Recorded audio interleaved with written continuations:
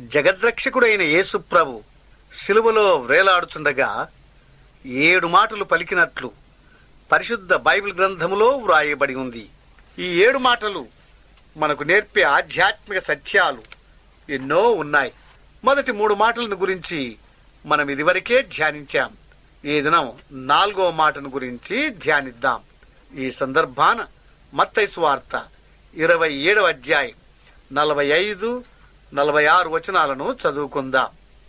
మధ్యాహ్నం మొదలుకొని 3 గంటల వరకు ఆ దేశమంతటను చీకటి కమ్మెను.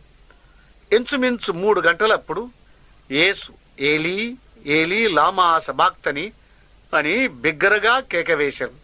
ఆ మాటకు నా దేవా నా దేవా నన్నెందుకు చెయ్యి విడిచితివి అని అర్థం అని వ్రాయబడి ఉంది. కృపామయుడైన యేసు ప్రభువును దుర్మార్గులు ఇనుప మేకులతో సిలువకు బిగించారు. శిరస్సుపై ముండ్లతో అలిన కిరీటమును మొత్తారు. కొరడా దెబ్బలతో ఆ రక్షకుని చర్మం చీలి నెత్రులు కారుతున్నాయి. ఆయన ధరించిన వస్త్రములను 4 భాగాలుగా చేసి అక్కడ ఉన్న సిపాయిలు 4 పంచుకున్నారు. శిలువ చుట్టూ శత్రు సమూహము హేళనగా ఆ ప్రభువును చూస్తున్నారు. వారిలో అపహాసకులు, హంతకులు, అసత్యవాదులు, అబద్ధికులు, అన్యాయస్తులు మొదలైన దుర్మార్గులున్నారు. మధ్యాహ్నం 12 గంటల నుండి 3 గంటల వరకు దేశమంతా చీకటితో అంధకార బంధురమైపోయింది. అది నరక సంబంధమైన చీకటి. ఇంతలో ఆకాశమును ఖడ్గము చీల్చినట్లుగా నా దేవా నా దేవా నన్నెందుకు చెయ్యి విడిచితివి అన్న కేక ప్రభు నోట నుండి వెలువడింది. ఇది సిలువలో ప్రభు పలికిన 4వ మాట. సిలువలో ఆ ప్రియ ప్రభు ఉదయం 9 గంటల నుండి సాయంత్రం 3 గంటల వరకు వేలాడాడు. అనగా 6 గంటలు ఆ ప్రభు సిలువలో చెప్పనలివిగాని బాధను వేదనను అనుభవించాడు. కాని ఆశ్చర్యమేమిటంటే సిలువ శ్రమ అంత భయంకరమైనప్పటికీ, అంత ఘోరమైనప్పటికీ దానిని భరించగలిగాడు. కాని స్వల్పకాలం తండ్రి ఎడబాటును ఆ ప్రభు భరించలేకపోయాడు. ఈ ఎడబాటును నిత్య మరణమని, లేక 2వ మరణమని, ఆత్మ మరణమని, లేక నరకమని పరిశుద్ధ గ్రంథం పిలుస్తుంది. ఇటువంటి నిత్య మరణాన్ని పాపరహితుడైన ఆ ప్రియ రక్షకుడు పొందుటకు కారణమేమిటి? మానవులమైన మనమే. మన పాపములే. పాపాత్ములకు ప్రతిగా పాప పరిహారార్థమై ఆ ప్రియ రక్షకుడు సిలువలో బలి అయ్యాడు. లోక పాపములను తనపై వేసుకుని దేవుని ఎడబాపును అనుభవించాడు. మన కోసరం ఆ పరిశుద్ధుడు పాపముగా చేయబడ్డాడు. అందువల్ల దైవోగ్రత పాపముపై కుమ్మరింపబడింది. నశించిన వారితో బాటు ఆయన నా దేవా నన్నేలవిడనాడితివి అని పాప పరిహారార్థ బలి పశువు కేక వేశాడు. ఇది తండ్రి కుమారుల సంబంధం కాదు. ఇది దేవునికి రక్షకునికి మధ్య ఉన్న సంబంధం. సర్వ పాప ప్రపంచము జగద్రక్షకుని విడిచినప్పటికీ ఆయన పాపులను విడువలేదు. ప్రతి ఎడబాపునకు కారణము పాపమే. పాప ఫలితము దేవునితో మానవునికి నిత్య ఎడబాపు. దీనినే నరకం అని పరిశుద్ధ గ్రంథం చెబుతోంది. మనము నిత్యము దేవుని హత్తుకొని దేవుని సహవాసములో ఉండుటగాను దేవుడు కొంత సమయం తన కుమారుని విడిచిపెట్టాడు. ఈ ఎడబాపునకు ప్రభు సమ్మతించాడు. కాని దానిని భరించలేకపోయాడు. ఆ కారణాన నా దేవా నన్నెందుకు చెయ్యి విడిచితివి అని గట్టిగా కేకవేశాడు. ఈ మాటలను ప్రవక్త అయిన దావీదు దైవాత్మచే ముందుగా ఎరిగినవాడై 22వ కీర్తన 1వ వచనములో ప్రవచించాడు. ఆ ప్రవచనం యేసు ప్రభువులో నెరవేరింది. తండ్రి అయిన దేవుడు కుమారుని విడిచినప్పటికీ కుమారుడైన క్రీస్తు ప్రభు తండ్రిని విడవలేదు. ఆ రక్షకుడు తన విశ్వాసమును కోల్పోలేదు. తండ్రి ముఖము ఆయనకు మరుగు చేయబడింది. కాని కుమారుని విశ్వాసము చలింపలేదు.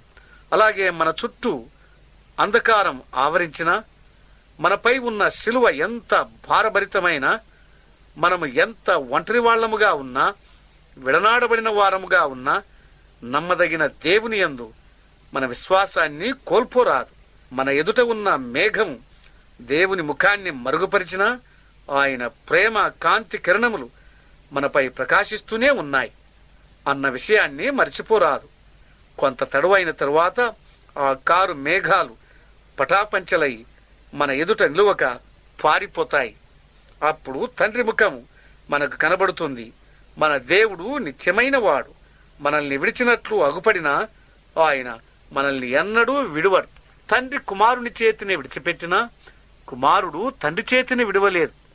కొద్ది కాలం తండ్రి ఎడబాటును అనుభవించాడు. ఈ ఎడబాటును రూపుమాపుటకే కుమారుడు తండ్రిని విడువక పట్టుకున్నాడు. మనము కూడా మనల్ని ప్రేమించి మన కొరకు ప్రాణమిచ్చిన ప్రభువును విడువరాదు. ఆయన ప్రేమ నుండి మనలను ఎడబాపు వాడు ఎవడు? శ్రమ అయినను, బాధ అయినను, హింస అయినను, కరువైనను, వస్త్రహీనత అయినను, ఉపద్రవమైనను మనలను ఎడబాపునా? కాబట్టి ప్రేమామయుడైన పరలోకపు తండ్రి యందు ప్రతి విషయములో, అన్ని పరిస్థితుల్లో మనం విశ్వసించాలి. మానవుల పట్ల తనకున్న అనంత ప్రేమను బట్టి ప్రభు అయిన యేసుక్రీస్తు నరుడుగా ఈ లోకంలోకి వచ్చాడు. తన మరణపు శక్తి ద్వారా పాపపు శక్తిని చిన్న భిన్నం చేశాడు. మానవులందరికీ నిత్య జీవం, రక్షణ, తండ్రి సహవాసం లభ్యమయ్యేట్లు చేశాడు. ప్రభు అయిన యేసుక్రీస్తు ద్వారా రక్షణ దొరుకుతుంది. యేసుక్రీస్తులో దేవుడు అనుగ్రహించు పాప క్షమాపణ నిశ్చయత చేసిన తప్పులకు రాబోయే శిక్ష భయాన్ని లేకుండా చేస్తుంది. ఆయన యందలి విశ్వాసము ద్వారా ఆయన విజయములో పాలి భాగాన్ని పొందగలం. అప్పుడు మరణఛాయలు గల లోయల గుండా నిత్యత్వము, ఆనందమయమైన పచ్చిక బయళ్లలోనికి ఆ ప్రభువు నడిపిస్తాడు. మన చుట్టూ చీకట్లు కమ్ముకుంటున్నప్పుడు నిత్య జీవపు సూర్యుడు మన కోసం ఉదయిస్తాడు. ప్రియమైన స్నేహితుడా, సోదరి, నీవు ఎన్నటికి దేవుని వలన ఎడబాపబడకుండానట్లు యేసుప్రభువు శిలువలో కొంతకాలం తండ్రి వలన విడువబడ్డాడు. నీవు ప్రభువునందు విశ్వసించినట్లయితే దేవుడు నిన్ను ఎన్నడూ విడువడు, ఎడబాయడు, సదాకాలము నీతో ఉంటాడు. కాబట్టి పాపము యొక్క ఘోరత్వాన్ని గ్రహించి పాప ఫలితము జీవము గల దేవునితో నిత్య ఎడబాపు అన్న సత్యాన్ని ఎరిగి నేడే నీ ప్రభువును నీ రక్షకునిగా స్వీకరించమని ప్రేమతో మనవి చేస్తున్నాను. ప్రభు నీకు సహాయం చేయనుగాక.